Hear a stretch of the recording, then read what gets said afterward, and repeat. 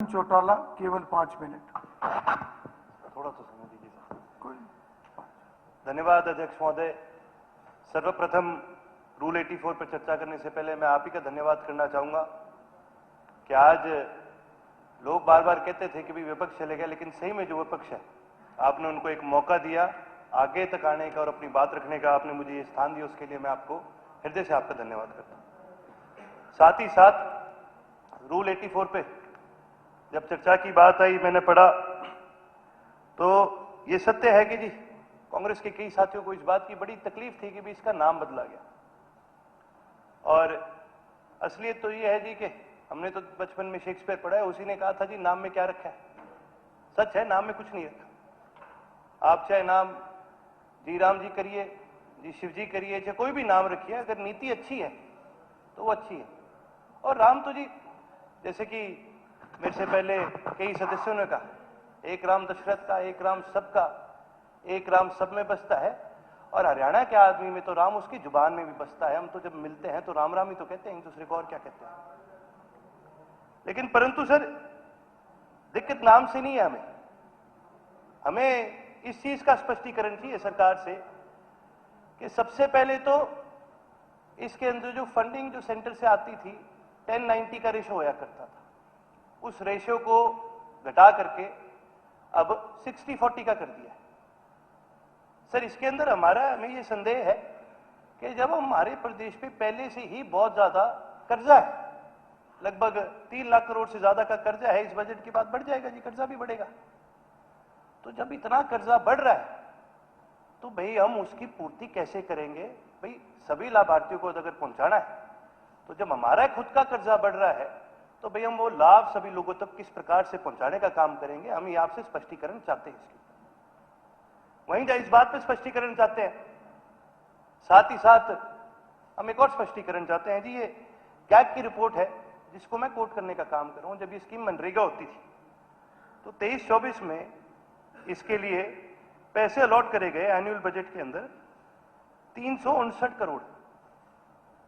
उन 359 करोड़ रुपए में से केवल मात्र 152 करोड़ रुपए लाभार्थियों तक पहुंचे, और बाकी का जो अमाउंट है जो कि 206 करोड़ है वो लैप्स हो गया सर।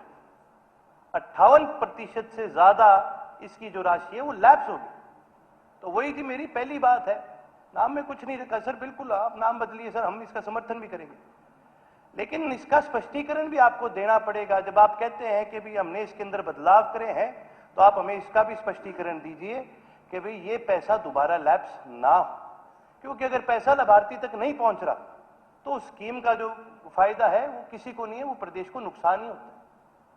हम जब बात करते हैं हमारे प्रदेश के गरीब को उसको आगे बढ़ाने की, तो हम ये भी कहते हैं कि जी इसके साथ बीपीएल कार्ड जब जुड़ता है तो उसको 5 साल तक रहने का मौका दिया जाए, क्योंकि यदि कोई लाभार्थी थोड़ा सा भी उसका लाभ उठाता है, थोड़ा सा भी वो आगे बढ़ता है, और जैसे ही वो इस रेखा से हल्का सा आगे जाता है तो उसका कार्ड कट जाता है। सर कम से कम 5 साल उसका बीपीएल कार्ड पक्का होना चाहिए, ताकि 5 साल में वो जितना लाभ। तो उस समय ये बात बड़ी आम चर्चा थी कि सुभाष चंद्र बोस जी की और महात्मा गांधी जी की विचारधारा नहीं मिलती थी, ये सच्चाई है। तो एक पत्रकार ने उनसे पूछा कि गांधी जी अब तो सुभाष चंद्र बोस जी बहुत आगे बढ़ गए हैं, आजाद हिंद फौज म्यांमार के थ्रू 7 सिस्टर्स के अंदर आ चुके हैं, अरुणाचल में आ चुके हैं, वो भारत को आजाद करा सकते हैं। तो गांधी जी ने उनका स्वागत करा, उन्होंने बोला मुझे बहुत ज्यादा खुशी है। तो पत्रकार ने पूछा गांधी जी लेकिन आप तो हिंसा के खिलाफ हैं।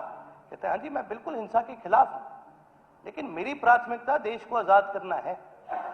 अब यदि देश सुभाष चंद्र जी आजाद करें अपनी लड़ाई लड़के, या देश मैं आजाद करवाऊं अपनी लड़ाई लड़के, हम दोनों को उद्देश्य क्या है, देश आजाद होना चाहिए। सर आज हम हाउस में बैठे हैं, हम सभी बैठे हैं, हम किस लिए आए?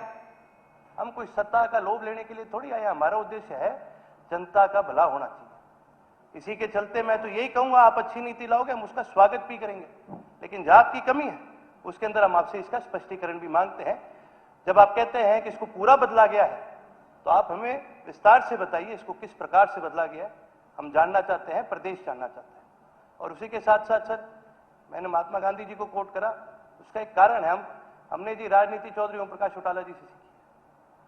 78 साल की उम्र में उनको जेल हुई थी, उससे पहले भी वो हाउस के लीडर ऑपोजिशन रहे थे और उनकी एक टांग काम नहीं करती थी, पोलियो के मरीज थे, शारीरिक रूप से कमजोर थे चौधरी ओम प्रकाश चौटाला जी, लेकिन उनका हृदय इतना मजबूत था कि जब वो लीडर ऑपोजिशन थे जी, हमने देखा वो हर सेशन के अंदर सुबह आते थे और आखिर तक बैठते थे, चाहे वो मुख्यमंत्री हो चाहे वो लीडर ऑपोजिशन रहे।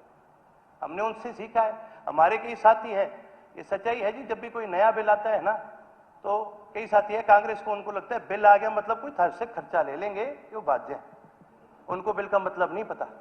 यदि उनको सही मायने में किसी बिल का मतलब पता हो, यदि उनके सही मायने में हृदय में कहीं बात होती, तो बाहर मैं देखता हूं सर, ये बाहर तख्ते लेके आते हैं बड़े बड़े, मुआवजे के ऊपर, नशे के ऊपर, अलग अलग चीजों पर। लेकिन हैरानी मेरे को इस बात की है, हाउस तो बना ही इन चीजों पर चर्चा करने के लिए है और अंदर आके चर्चा नहीं करते, अंदर आके डिसरप्शन करते हैं।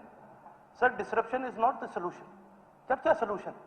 आपने हमें ये मौका दिया चर्चा करने के लिए, उसके लिए हम आपका धन्यवाद करते हैं। और अंत में मैं एक बात और कहना चाहूंगा, हम सही को सही कहते हैं, गलत को गलत कहते हैं।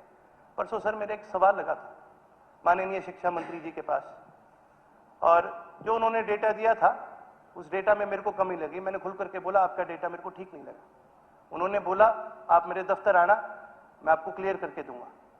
लोग सोचते हैं अक्सर कि भी शायद नहीं वो क्लियर करा जाता, लेकिन आज उन्होंने स्वयं मुझे अपने दफ्तर बुला करके, अपने ऑफिसर्स को बुला करके क्लियर कराया, तो मैं आपके माध्यम से उनको भी धन्यवाद।